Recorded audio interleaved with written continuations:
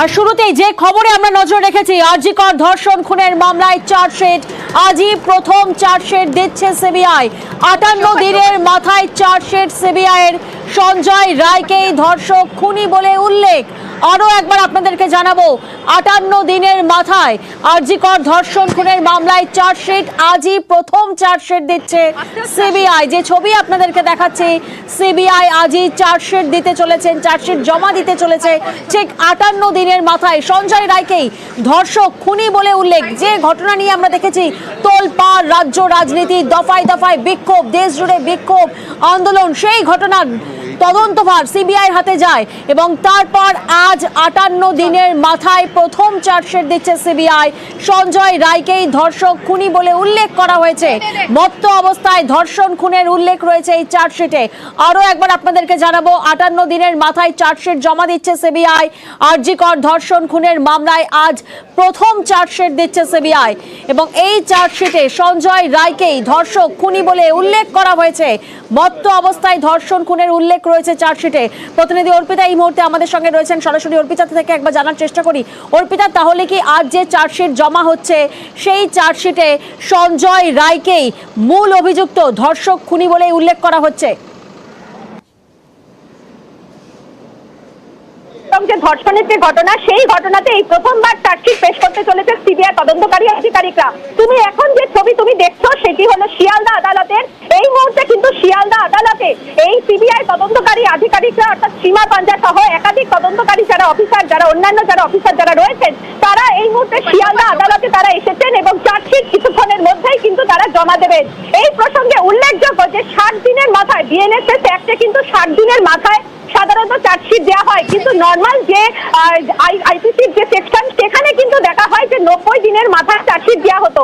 BNSS অ্যাক্টে যেহেতু 60 দিনের মাথায় চার্জশিট দেওয়া হয়, তাই জন্য কিন্তু 58 দিনের মাথায় আজকে চার্জশিট দেওয়া হচ্ছে। অর্থাৎ আজকে 7 তারিখ, গত 9 তারিখে তোমার মনে থাকবে নিশ্চয়ই, গত 9ই আগস্ট আরজি করে খুন এবং যে ধর্ষণের ঘটনায় যে ছাত্রীর দেহ উদ্ধার হয়েছিল, সেই ঘটনার ঠিক 58 দিনের মাথায় আজকে চার্জশিট পেশ করতে চলেছে সিবিআইয়ের আধিকারিকরা। 58 দিনের মাথায় আজকে চার্জশিট পেশ করতে চলেছে সিবিআইয়ের আধিকারিকরা এবং এই চার্জশিট পুলিশ যেরকম তাকে গ্রেফতার করেছিল সিভিক ভলেন্টিয়ার সঞ্জয় রায়, সেই সঞ্জয় রায় হলো মূল অভিযুক্ত এবং সঞ্জয় রায় কিন্তু খুন এবং ধর্ষণের ঘটনায় সে যুক্ত।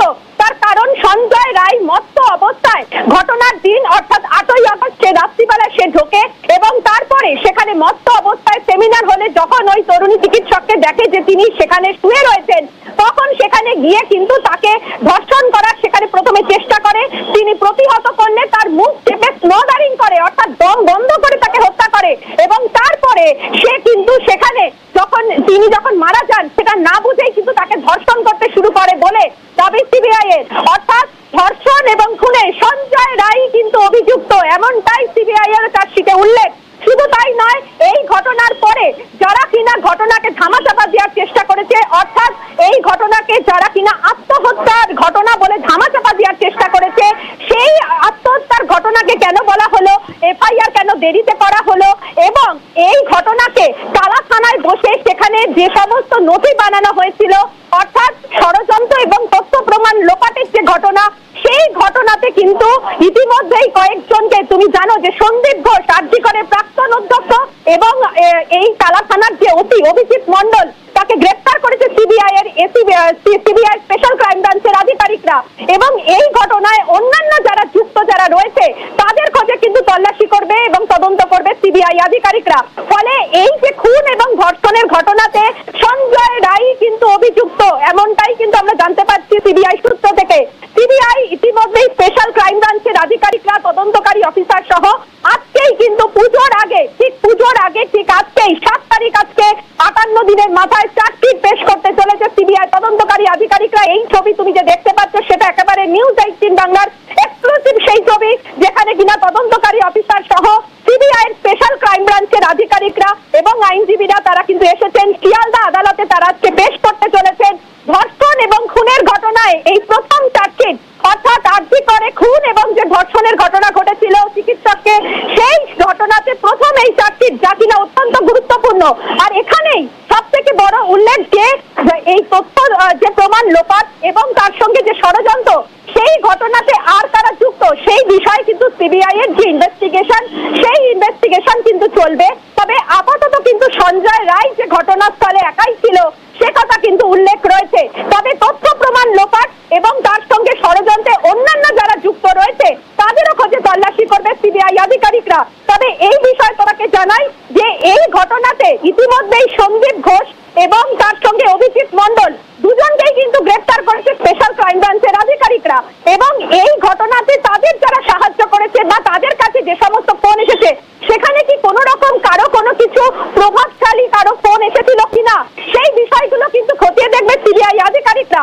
সেই কারণেই বিএনএসএস অ্যাক্ট অনুসারে 60 দিনের মাথায় কিন্তু সাধারণত চার্জশিট জমা দিতে হয়। তার আগেই 58 দিনের মাথায় কিন্তু চার্জশিট জমা দিল আজকে সিবিআই আধিকারিকরা এবং সিবিআই স্পেশাল ক্রাইম ব্রাঞ্চের যারা তদন্তকারী অফিসার সহ তাদের যে টিম ইতিমধ্যেই তারা শিয়ালদা আদালতে যে এসেছে সেই ছবি তুমি দেখতে পাচ্ছ এক্সক্লুসিভলি। এবং সেই ছবিতে কিন্তু দেখা যাচ্ছে যে চার্জশিট নিয়ে সিবিআই ইতিমধ্যেই শিয়ালদা আদালতে তারা কিন্তু ঢুকেছেন।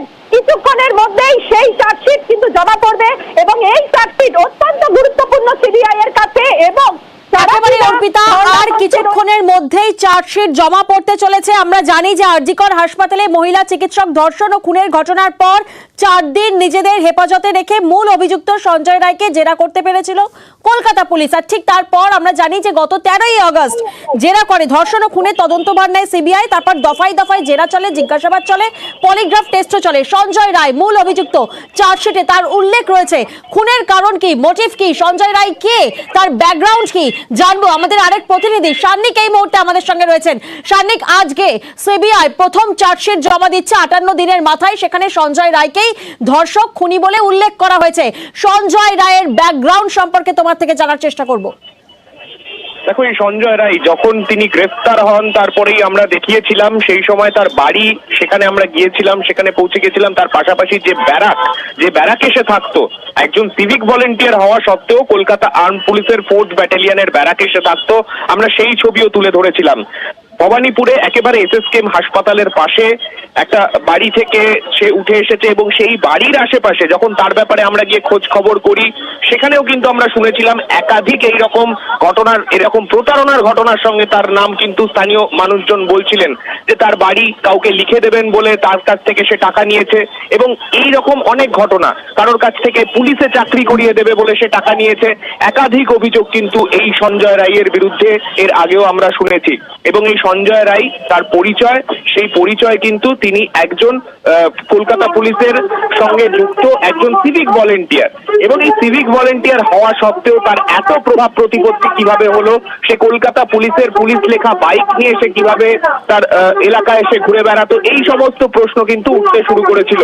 সেই জায়গায় দাঁড়িয়ে পরবর্তীতে সিবিআই যখন এই তদন্তভার হাতে নেয় তারাও কিন্তু সেই সমস্ত জায়গা, যে জায়গাগুলোর কথা বললাম, অর্থাৎ যে ব্যারাক, যে জায়গায় সে এই ঘটনা ঘটানোর পর, এই নৃশংস ঘটনা ঘটানোর পর সে পৌঁছে গেছিল, তার জামা কাপড় সেখানে খুলে রেখেছিল, সেই জায়গাতে সিবিআই এর আধিকারিকরা যান। পরবর্তীতে তার বাড়িতে গিয়েও জিজ্ঞাসাবাদ করেন এবং তার এর আগেও চারজন স্ত্রী ছিলেন, এইরকম কিন্তু এখনো পর্যন্ত জানতে পারা গিয়েছে। এই সমস্ত বিষয় থেকেই কিন্তু কোথাও একটা প্রশ্ন উঠছিল যে এই সঞ্জয় রায়ের এই বিকৃত মানসিকতা, সেই মানসিকতাই কি এই ঘটনার পেছনে আদতে জড়িত, এই বিষয়টাই কিন্তু সামনে আসছিল। এবং আজকে সিবিআই এর তরফে যে চার্জশিট পেশ করা হচ্ছে সেই চার্জশিটেও কিন্তু সেই কথাই উল্লেখ আছে বলেই এখনো পর্যন্ত কিন্তু জানতে পারা যাচ্ছে সূত্র মারফত। এবং এই গোটা বিষয়টাই কিন্তু কোথাও গিয়ে সঞ্জয় রায়ের বিকৃত মানসিকতা, তার বিকৃত মানসিকতা চরিতার্থ করতে গিয়ে সেই ঘটনা ঘটিয়েছে, এমনটাই কিন্তু এখনো পর্যন্ত তদন্তকারীরা মনে করছেন। একেবারে আমরা জানি যে আরজিকর হাসপাতালে মহিলা চিকিৎসক ধর্ষণ ও খুনের ঘটনার পর 4 দিন কলকাতা পুলিশের হেফাজতে ছিল অভিযুক্ত সঞ্জয় রায় এবং গত 13ই আগস্ট এই ধর্ষণ ও খুনের তদন্তভার নেয় সিবিআই। আমরা জানি যে নতুন আইন অনুযায়ী ধর্ষণ ও খুনের মতো অপরাধের ক্ষেত্রে 7 দিনের মধ্যে চার্জশিট দাখিল করতে হবে। সেই মতো ধারণা ছিল যে অক্টোবরের প্রথম সপ্তাহে শিয়ালদা আদালতে এই মামলার চার্জশিট দাখিল করতে পারে সিবিআই। এবং আজ আপনাদেরকে জানিয়ে রাখি ঠিক 58 দিনের মাথায় চার্জশিট দিচ্ছে সিবিআই। আরজিকরে ধর্ষণ খুনের মামলায় চার্জশিট, আজই প্রথম চার্জশিট দিচ্ছে সিবিআই। কি বলছেন জুনিয়র ডাক্তাররা শোনাবো আপনাদের। আমরা বারবার বলেছিলাম এটা একটা ইনস্টিটিউশনাল মার্ডার, কারণ যেভাবে কলেজ অথরিটি বাড়িতে ফোন করে, মানে যে ধর্ষিতা তার বাড়িতে ফোন করে জানিয়েছিল যে এটা একটা, প্রথমে বলেছিল শরীর খারাপ, পরে বলেছিল এটা একটা আত্মহত্যার ঘটনা, অর্থাৎ তারা লোকানোর চেষ্টা করেছিল। আমরা চাইবো যদি আরও কেউ থেকে থাকে এবং কি মোটিভে তাকে খুন করা হয়েছে সেই মোটিভটা যাতে সামনে বেরিয়ে আসে, এবং যত দ্রুত সম্ভব আরও যদি কেউ থেকে থাকে তাদেরকে অ্যারেস্ট করার এবং পুরো তদন্ত প্রক্রিয়াটা অতি দ্রুত শেষ করে সুপ্রিম কোর্টের হিয়ারিংও দ্রুত শেষ করে অপরাধীদের শাস্তির ব্যবস্থা যাতে হয় সেই দিকেই আমাদের নজর থাকবে। আমাদের প্রতিনিধি অর্পিতা আমাদের সঙ্গে রয়েছেন, আবারও একবার অর্পিতার থেকে জানার চেষ্টা করবো। অর্পিতা, আমরা জানি যে ধর্ষণ ও খুনের মতো অপরাধের ক্ষেত্রে নতুন আইন অনুযায়ী 60 দিনের মধ্যে চার্জশিট দাখিল করতে হবে এবং সেই মতন 58 দিনের মাথায় সিবিআই চার্জশিট জমা করছে, যেখানে মূল অভিযুক্ত সঞ্জয় রায়।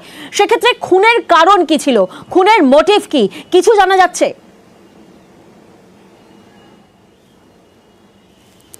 দেখো, সেটা সিবিআই সূত্র থেকে আমরা যেটুকু জানতে পারছি যে সঞ্জয় কিন্তু মূলত কিন্তু বিকৃত মানসিকতার ছিল, অর্থাৎ একেবারে কিন্তু পারভার্টেড, এবং সেই কারণেই মত্ত অবস্থায় সে খুন করেছিল এবং ধর্ষণ করেছিল ওই ছাত্রীকে, এমনটাই কিন্তু জানা যাচ্ছে। অর্থাৎ প্রাথমিকভাবে এখনো অবধি ইনভেস্টিগেশনে যা উঠে এসেছে সেখানে সঞ্জয় রায় সে কিন্তু একেবারে বিকৃত মানসিকতার, এবং সঞ্জয় রায় মত্ত অবস্থায় সে ছিল, এবং ঘটনার দিন অর্থাৎ 8 তারিখ রাতে সে মত্ত অবস্থায় যখন সে সেমিনার দেখে যে সেখানে নির্যাতিতা অর্থাৎ এই চিকিৎসক সেখানে শুয়ে রয়েছেন, চালাতে যখন যায় এবং সেই চিকিৎসক যখন প্রতিহত করার চেষ্টা করে, সেই প্রতিহত করার চেষ্টা করার সময় তাকে কিন্তু স্মোদারিং করে এই সঞ্জয়, অর্থাৎ মুখ চেপে দম বন্ধ করে তাকে হত্যা করে এবং তারপরেই তাকে কিন্তু ধর্ষণ করে বলে অভিযোগ। অর্থাৎ মুখ চেপে যখন তাকে প্রতিহত করে তখন সঞ্জয়ের দাবি যে সিবিআই এর কাছে সে কিন্তু নাকি বুঝতেই পারেনি যে সে, অর্থাৎ তিনি, তার কিন্তু মৃত্যু হয়েছে। এরপরে তাকে যখন ধর্ষণ করতে যখন শুরু করে, তখন বিভিন্ন রকম যখন অত্যাচার চালাতে যখন শুরু করে, তখন কিছুক্ষণ পরে যখন দেখে যে তার আর কোনো হোশ নেই, তখনই কিন্তু সঞ্জয় বেরিয়ে যায় এবং নিচে গিয়ে বেশ কিছুক্ষণ ধরে সে কিন্তু সেখানে ঘোরাফেরা করে এবং সেখানে সিসি ক্যামেরার যে ফুটেজ সেখানেও কিন্তু দেখা গিয়েছে যে সঞ্জয় বিভিন্ন সময় কিন্তু সেখানে ঘুরপাক খাচ্ছে। তারপরে কিন্তু সঞ্জয় সেখান থেকে বেরিয়ে যায়। কিন্তু এই ঘটনার পরে যেটা উল্লেখযোগ্য যে অভিজিৎ মন্ডল এবং যে সন্দীপ ঘোষ, তাদের কি ভূমিকা? তাদের ভূমিকা হলো যে এই ঘটনার পরে এফআইআর করতে দেরি করা, এই ঘটনার পরে তথ্য প্রমাণ লোপাট করা, এই ঘটনার পরে সুইসাইড বলে চালানো এবং এই ঘটনাকে ধামাচাপা দেওয়ার চেষ্টা। অর্থাৎ ধর্ষণ এবং খুনের ঘটনাকে কেন তারা সুইসাইড চেষ্টা, অর্থাৎ ধর্ষণ এবং খুনের ঘটনাকে কেন তারা সুইসাইড বলে তারা ধামাচাপা দেওয়ার চেষ্টা করছিলেন, সেই বিষয়ে তদন্ত শুরু করে সিবিআই আধিকারিকরা। এবং সন্দীপ ঘোষ অর্থাৎ আরজি করে প্রাক্তন অধ্যক্ষ এবং তার সঙ্গে এই যে অর্থাৎ এই টালা থানার যিনি ওসি অভিজিৎ মন্ডল, তাকেও কিন্তু গ্রেপ্তার করে সিবিআই আধিকারিকরা। কিন্তু এই যে ধর্ষণ এবং খুনের ঘটনাতে যারা তথ্য প্রমাণ লোপাট করেছে, যারা ষড়যন্ত্র করেছে, ঠিক তাদের যে ভূমিকা বা তারা কারা কারা সেখানে আছে বা ছিল, সেই বিষয়ে এখন অবধি কিন্তু ইনভেস্টিগেশন বা তদন্ত চলছে। তুমি যে ছবি এক্সক্লুসিভলি তুমি দেখতে পাচ্ছ, শিয়ালদা আদালতে ইতিমধ্যেই সিবিআই স্পেশাল ক্রাইম ব্রাঞ্চের তদন্তকারী অফিসার সহ 5 জনের একটি টিম এসেছে, সেখানে আইনজীবী রয়েছে এবং চার্জশিট হাতে করে তারা কিছুক্ষণ আগে শিয়ালদা আদালতে তারা কিন্তু জমা দিচ্ছেন। অর্থাৎ ইতিমধ্যেই শিয়ালদা আদালতে পেশ হলো এই ধর্ষণ এবং খুনের ঘটনাতে যে চার্জশিট, সেই চার্জশিট কিন্তু আজকে জমা পড়লো। কারণ আরজি করে খুন এবং ধর্ষণের ঘটনাতে এই প্রথম চার্জশিট, যা কিনা অত্যন্ত গুরুত্বপূর্ণ। সঞ্জয় রায় কিন্তু মূল অভিযুক্ত, তেমনটাই সিবিআই এর চার্জশিটও উল্লেখ রয়েছে এবং তার সঙ্গে অর্থাৎ এই তথ্য প্রমাণ লোপাট বা ষড়যন্ত্রের ঘটনাতে আরো কেউ রয়েছে কিনা সেই বিষয়ে তদন্ত চালিয়ে যাবে সিবিআই আধিকারিকরা, তেমনটাই কিন্তু উল্লেখ রয়েছে। তবে কে বা কারা কোনো প্রভাবিত করার চেষ্টা করেছিল কিনা, কোনো প্রভাবশালী এর সঙ্গে জড়িত কিনা, অর্থাৎ তথ্য প্রমাণ লোপাট এবং ষড়যন্ত্রের ঘটনায়, সেই বিষয়টাও কিন্তু খতিয়ে দেখবে সিবিআই আধিকারিকরা। তবে এই যে চার্জশিট সেটা অত্যন্ত গুরুত্বপূর্ণ, তার কারণ 58 দিনের মাথায় আজকে কিন্তু চার্জশিট জমা দিল সিবিআই আধিকারিকরা। তুমি জানো যে বিএনএসএস অ্যাক্টে 60 দিনের মাথায় মূলত কিন্তু চার্জশিট জমা দিতে হয়। সেক্ষেত্রে আজকে কিন্তু 58 দিন, কারণ আজকে 7 তারিখ, গত 9 আগস্ট অর্থাৎ যেদিনকে কিনা দেহ উদ্ধার হয় এই আরজি করে সেমিনার হল থেকে, সেই দেহ উদ্ধারের ঠিক অর্থাৎ আজকে কিন্তু প্রায় 2 মাস হওয়ার তার ঠিক 2 দিন আর বাকি রয়েছে। 58 দিনের মাথায় চার্জশিট জমা করলো সিবিআই এর তদন্তকারী আধিকারিকরা এবং সেখানে সঞ্জয় রায় কিন্তু মূল অভিযুক্ত। যেমনটা ঠিক কলকাতা পুলিশের তদন্ততেও আমরা দেখেছিলাম যে সঞ্জয় ঘটনাস্থলে একাই ছিল, এই বিষয়টা কিন্তু অত্যন্ত গুরুত্বপূর্ণ। গুরুত্বপূর্ণ। সঞ্জয় রায় ঘটনাস্থলে একাই খুন এবং ধর্ষণের ঘটনা ঘটায়, তবে তারপরে কেউ প্রমাণ লোপাট বা সেখান থেকে ষড়যন্ত্র করে তথ্য প্রমাণ সেখান থেকে নষ্ট করার চেষ্টা করেছে। সেই সমস্ত এভিডেন্স ট্যাম্পারের যে কেসে সেখানে আরো অনেকে জড়িত থাকতে পারে বলেই এই চার্জশিটে উল্লেখ থাকবে। কারণ সিবিআই আধিকারিকরা জানাচ্ছেন এই চার্জশিট অত্যন্ত গুরুত্বপূর্ণ। তার কারণ হলো যে ধর্ষণ এবং খুনের ঘটনাতে সঞ্জয় রায় যে একমাত্র অভিযুক্ত, সে হচ্ছে বিকৃত মানসিকতার, সে মত্ত অবস্থায় ছিল এবং ঘটনার সময় সে সেখানে একাই ছিল।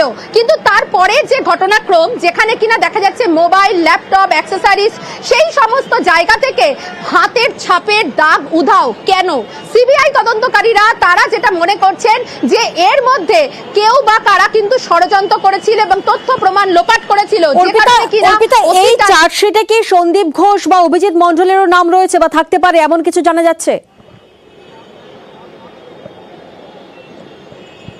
দেখো, যেটুকু আমরা জানতে পারছি সঞ্জয় রায়ের নাম একেবারে নিশ্চিত, সেখানে সে এই ঘটনার সঙ্গে সে প্রত্যক্ষভাবে যুক্ত এবং অপরদিকে এই দুজনের নাম সেখানে উল্লেখ থাকতে পারে। তার কারণ হলো যে তথ্য প্রমাণ নষ্ট এবং ষড়যন্ত্র করা। তার কারণ যেভাবে এফআইআর করতে দেরি করা হয়েছে, যেভাবে থানায় বসে সেখানে নকল নথি দিয়ে সেখানে নথি তৈরি করা হয়েছে, যেভাবে এখানে সুপার বা এমএসসিপি বা এই জায়গা থেকে বা আরজি করের অধ্যক্ষ থেকে ফোন গিয়েছিল যে যাতে এই ঘটনাকে যাতে সুইসাইড বলে যাতে চাপানোর, যাতে ধামাচাপা দেওয়ার যাতে চেষ্টা হয়, সেই সমস্ত বিষয়ে কিন্তু নাম থাকতে পারে সন্দীপ ঘোষ এবং অভিজিৎ মণ্ডলের এবং তার সঙ্গে আদার্স অর্থাৎ অন্যান্য অভিযুক্তদের। কেন? কারণ এই ঘটনার কিন্তু তদন্ত এখনো শেষ হয়নি। কারণ এই সন্দীপ ঘোষ এবং অভিজিৎ মণ্ডলকে উপরতলার কেউ কোনো নির্দেশ দিয়েছিল কিনা, কার নির্দেশে এই গোটা বিষয়টা অপারেট হয়েছিল? শুধুই কি সন্দীপ ঘোষ, নাকি এর পেছনে রয়েছে অন্য কোনো বড় মাথা? কে বা কারা তাদেরকে ফোন করেছিলেন? শুধু তাই নয়, ফরেনসিক যখন দুপুরবেলা গিয়েছিল তারপরেও এতক্ষণ পরে যখন পিএম হয় তখনও দেখা যায় যে রিপোর্ট যখন আসে ফরেনসিকে কোনো রকম কারো হাতের ছাপ নেই। কেন? তাহলে যদি সেটা নির্যাতিতার ল্যাপটপ হয় বা মোবাইল হয়, সেখান থেকে কি করে উধাও হাতের ছাপ? শুধুমাত্র তাই নয়, সঞ্জয়ের যে ব্লুটুথ সেখানেও কোনো হাতের ছাপ নেই, যা কিনা একেবারে বিস্ময়কর কাণ্ড।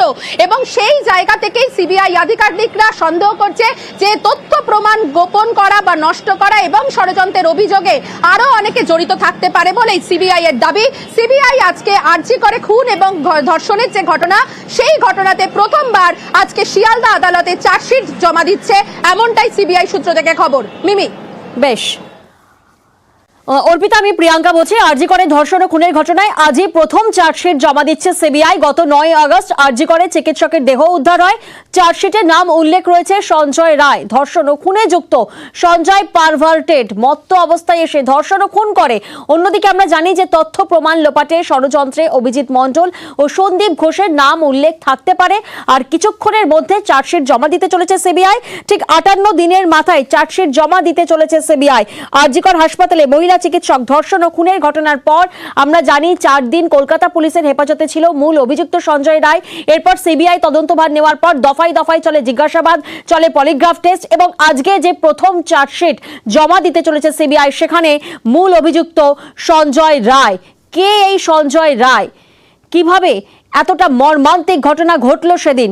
প্রতিনিধি সান্নিক এই মুহূর্তে আমাদের সঙ্গে রয়েছেন। সান্নিক, সঞ্জয় রায়ের মূল অভিযুক্ত, কিভাবে অবাধে আনাগোনা ছিল আরজি করে, তার ব্যাকগ্রাউন্ড কি ছিল, তোমার থেকে জানবো। সঞ্জয় রায়, এই সঞ্জয় রায়ের বিষয় কিন্তু আমরা প্রথম দিন থেকেই জানার চেষ্টা করেছিলাম। যখন তার নাম উঠে এসেছিল সেই সঞ্জয় রায় কে, এই সঞ্জয় রায়ের বিষয়ে আমরা যেটা জানতে পেরেছিলাম, তিনি একজন সিভিক ভলেন্টিয়ার এবং একজন সিভিক ভলেন্টিয়ার হওয়া সত্ত্বেও সে কলকাতা পুলিশের বাইক ব্যবহার করে। 4th ব্যাটালিয়ন কলকাতা আর্মড পুলিশের যে ব্যারাক, সেখানে সে থাকে এবং তার এলাকায় যখন তার ব্যাপারে আমরা খোঁজ খবর করি, অর্থাৎ ভবানীপুরে যেখানে তার বাড়ি ছিল, সেখানেও তার বিরুদ্ধে একাধিক প্রতারণার অভিযোগ, তার এর আগে 4 জন স্ত্রী ছিল, এই ধরনের প্রচুর তথ্য সেই সময় আমাদের সামনে এসেছিল। এবং একজন পুরোপুরিভাবে বিকৃত মনস্ক মানুষ, সেই বিষয়টা কিন্তু বারংবার বিভিন্ন জনের বক্তব্যে সামনে এসেছিল।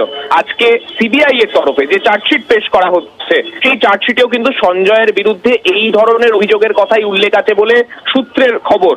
এবং এখনো পর্যন্ত এই চার্জশিট পেশ করার পর এরপরে আরো যে তদন্ত হবে, তাতে আর কি কি তথ্য উঠে আসে, সেই দিকে অবশ্যই আমাদের নজর থাকবে।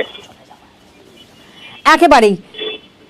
অর্থাৎ আরো একবার আপনাদেরকে জানিয়ে রাখি, আমরা জানি যে নতুন আইন অনুযায়ী ধর্ষণ ও খুনের মতো অপরাধের ক্ষেত্রে 60 দিনের মধ্যে চার্জশিট দাখিল করতে হয় এবং সেই মতন আজ প্রথম চার্জশিট সিবিআই এর জমা দিতে চলেছে সিবিআই ঠিক 58 দিনের মাথায়, যেখানে সঞ্জয় রায়কেই ধর্ষক খুনি বলে উল্লেখ করা হচ্ছে। মত্ত অবস্থায় ধর্ষণ খুনের উল্লেখ রয়েছে চার্জশিটে।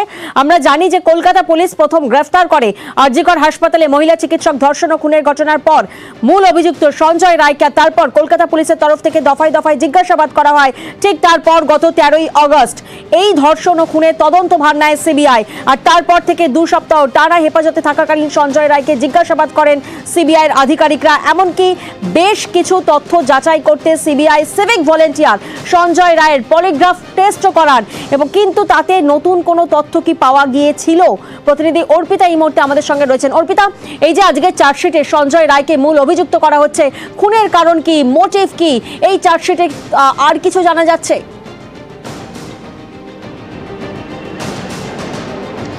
দেখো, চার্জশিটে কিন্তু কয়েকটা বিষয় একেবারে উল্লেখ রাখতে হয়। সেটা হচ্ছে খুনের মোটিভ, কারা অভিযুক্ত এবং কারা এখন অব্দি অ্যাবসকন্ড এখন অব্দি বা যারা কিনা পলাতক, সেই বিষয়টা কিন্তু উল্লেখ থাকতে হয়। সেদিক থেকে দেখলে আরজি করে যে নির্যাতিতা অর্থাৎ চিকিৎসক নির্যাতিত এই খুন এবং যে ধর্ষণের ঘটনায়, সেই ঘটনাতে আজকে যেহেতু প্রথম চার্জশিট আজকে জমা পড়ছে সিবিআই এর তরফে, সিবিআই স্পেশাল ক্রাইম ব্রাঞ্চের তরফ থেকে আজকে শিয়ালদা আদালতে জমা পড়লো।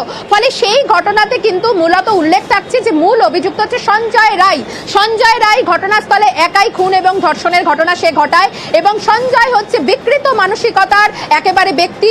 সে মত্ত অবস্থাতে ঘটনাস্থলে গিয়েছিল এবং সেখানে গিয়ে নির্যাতিতাকে প্রথমে সে আগে অত্যাচার চালানোর চেষ্টা করে। নির্যাতিতা যখন তাকে সেখান থেকে প্রতিহত করার চেষ্টা করে, তখনই কিন্তু সঞ্জয় তার মুখ চেপে ধরে অর্থাৎ স্মদারিং করে এবং দম বন্ধ করে কিন্তু তাকে হত্যা করে বলে অভিযোগ। এর কিছুক্ষণ পরে সে কিন্তু তার উপরে নির্যাতন চালায় বা অত্যাচার করে বা ধর্ষণ করে বলে অভিযোগ, এবং কিছুক্ষণ পরে যখন সে দেখে যে কোনো রকম ভাবে আর হুঁশ নেই, তখন সেখান থেকে সে বেরিয়ে যায়। এবং সেই ঘটনাতে সিবিআই আধিকারিকরা জানাচ্ছেন যে সঞ্জয় খুন এবং ধর্ষণের ঘটনাতে মূল অভিযুক্ত। তবে এই ঘটনার পরে পুলিশের যা যা করণীয় ছিল বা হাসপাতাল কর্তৃপক্ষের যা যা করণীয় ছিল, সেখানে একাধিক গাফিলতির অভিযোগ ওঠে। যেরকম এই প্রাক্তন যিনি কিনা আরজি করের অধ্যক্ষ সন্দীপ ঘোষ এবং টালা থানার ওসি অর্থাৎ অভিজিৎ মণ্ডল, তাদের উচিত ছিল যে দ্রুততার সাথে যাতে অভিযোগ নিয়ে সেই তদন্ত যাতে হয়। কিন্তু দেখা যায় যে সন্ধ্যের পরে ময়না তদন্ত হচ্ছে এবং জিডি করতে বা এফআইআর করতে সেখানে কিন্তু দীর্ঘ সময় তারা লাগিয়ে দেন। অর্থাৎ তারা প্রায় রাত্রি 11:30টায় তারা সেই ঘটনার কথা সারা উল্লেখ করে তারা অভিযোগ করেন, অথচ 9:30টার সময় সেই ঘটনার কথা জানাজানি হয়। কেন এতক্ষণ দীর্ঘক্ষণ এইভাবে গাফিলতির জেরে সেখানে ফেলে রাখা হলো? শুধু তাই নয়, থানায় বসে নকল নথি বানানো হয়েছিল, এমনটাও কিন্তু চাঞ্চল্যকর দাবি রয়েছে সিবিআই এর। ফলে সেই জায়গা থেকে যে এই ঘটনাতে ষড়যন্ত্র এবং তথ্য প্রমাণ লোপাটে শুধু অভিজিৎ এবং সন্দীপ ঘোষ নয়, এর সঙ্গে আরো কোনো প্রভাবশালী কেউ জড়িত কিনা অর্থাৎ আদার্স যারা অ্যাকিউজ, তাদেরও বিরুদ্ধে কিন্তু তদন্ত চালাবে সিবিআই আধিকারিকরা। এবং সেই ক্ষেত্রে দেখার যে সঞ্জয় রায় যে কিনা মূল অভিযুক্ত, কলকাতা পুলিশ যে তদন্ত করেছিল তোমার নিশ্চয়ই মনে থাকবে, সেখানে সঞ্জয় রায়কেই মূল অভিযুক্ত তারা বলেছিলেন। তার কারণ তারা বলেছিল যে সঞ্জয় একমাত্র ঘটনাস্থলে ছিল এবং সঞ্জয় কিন্তু মানসিকভাবে বিকৃত। এই জায়গায় আরো একটি প্রশ্ন সামনে আসছে। আমরা জানি যে আরজিকর হাসপাতালে যে 4তলা সেমিনার হল, সেই সেমিনার হলের ভিতর থেকে তরুণী চিকিৎসকের রক্তাক্ত দেহ উদ্ধার হয়েছিল, কিন্তু ঘটনার পরপরই দেখা গেছিল হলের ঠিক উল্টো দিকে একটি ঘর ভেঙে ফেলার পর তুমুল বিক্ষোভ হয়, একেবারে বিক্ষোভ আন্দোলন চলে। কারণ কি বলা হয় যে তথ্য প্রমাণ লোপাট করা হচ্ছে, এবং সিবিআই এর ধারণা ছিল যে তাঁর দেহটি অর্থাৎ তরুণী চিকিৎসকের দেহটি সেমিনার হলে পাওয়া গেলেও ধর্ষণ বা খুনের ঘটনাস্থল অন্য কোনো জায়গা অর্থাৎ প্লেস অফ অকারেন্স সেটা অন্য কোনো জায়গা। সেই সম্পর্কে কি চার্জশিটে কিছু উল্লেখ রয়েছে?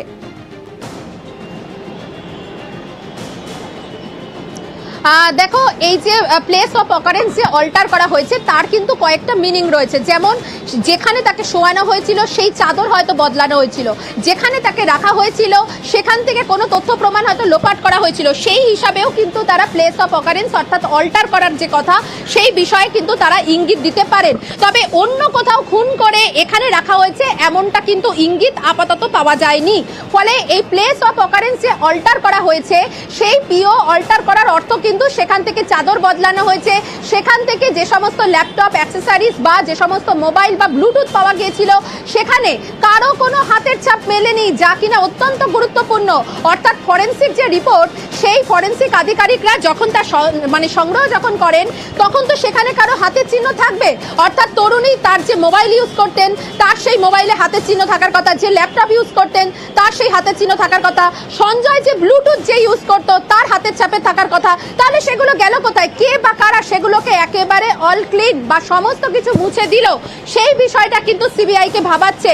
আর এই জায়গা থেকেই যেমন একদিকে ওসি টালা এবং তার সঙ্গে এই সন্দীপ ঘোষকে গ্রেপ্তার করা হয়েছে, তেমনি কিন্তু সিবিআই আধিকারিকরা মনে করছে যারা সেখানে গিয়েছিল তাদের মধ্যেই কেউ নেই তো যারা কিনা এই পুরো গোটা বিষয়টাকে অর্থাৎ তথ্য প্রমাণ লোপাটে কেউ কোনোভাবে সাহায্য করেছে, যাতে মূল অভিযুক্ত বা এই ঘটনায় অন্য কেউ চলে আসতে পারে যারা কিনা ষড়যন্ত্রে শামিল, তাদেরকে কি আড়াল করতেই এই ঘটনা ঘটানো হয়েছিল সেই বিষয়টার কিন্তু কিছুটা হলেও ইঙ্গিত থাকবে চার্জশিটে, তেমনই আমরা জানতে পারছি। ইতিমধ্যেই সিবিআই এর যিনি কিনা আইও সীমা পাঞ্জা সহ একাধিক 5 জন যে অফিসার তারা এসেছেন শিয়ালদা আদালতে। আজই জমা পড়ছে খুন এবং ধর্ষণের ঘটনা। আর কিছুক্ষণের মধ্যেই জমা দিতে চলেছে চার্জশিট সিবিআই শিয়ালদা আদালতে। গত 14ই আগস্ট আমরাই দেখিয়েছিলাম আরজি করে মহিলা চিকিৎসককে খুনে তদন্ত ভার নিয়ে সিসি ক্যামেরার ফুটেজ খতিয়ে দেখে সিবিআই। ধৃত সঞ্জয় রায় এবং নিহত চিকিৎসকের কল লিস্টও খতিয়ে দেখে সিবিআই। মেডিকেল কলেজের সেমিনার হল থেকে উদ্ধার মহিলা চিকিৎসকের দেহ। খুন ধর্ষণের অভিযোগ, আরজি করের ঘটনায় তোলপাড় রাজ্য। কলকাতা হাইকোর্টের নির্দেশে তদন্ত শুরু করেছে সিবিআই। বুধবার বিকেলে আরজি করে যান কেন্দ্রীয় এজেন্সির গোয়েন্দারা। তাদের দলের